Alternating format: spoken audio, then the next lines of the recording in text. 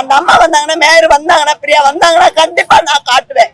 என் உடம்புல என்ன இருக்குன்னு கண்டிப்பா காட்டுவேன். அந்த மாதிரி இருக்கு.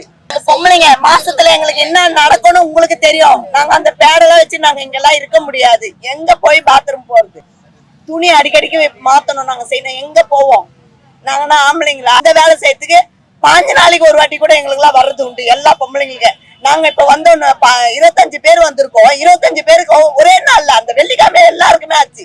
அப்ப எங்களுக்கு எப்படி இருக்கும்? இன்னைக்கு நான் 5 நாளா எங்களுக்கு என்ன ஆகுதுன்னு எங்களுக்கு மட்டும்தான் தெரியும். நாங்க இதை நாங்க யாருக்கிட்டையும் காட்ட முடியாது.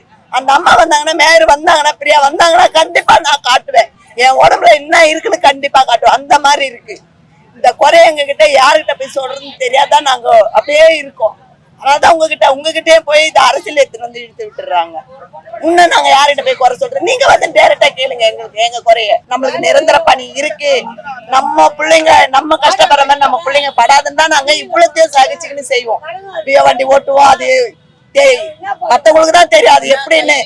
எங்களுக்கு சொல்ல தெரியல. இருந்தாலும் வெக்கத்தை விட்டுதான் நான் இப்ப இத சொன்னேன். அந்த மாதிரி இருந்தது.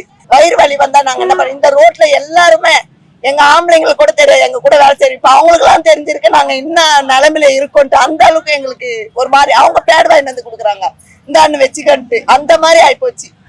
இப்ப நம்ம வீட்டுல சப்போஸ் நம்ம வீட்டுக்காருக்கே தெரியாது நாங்க பண்ற என்ன வைக்கிறோம்னு. இப்ப எல்லாருக்குமே தெரிய போச்சு.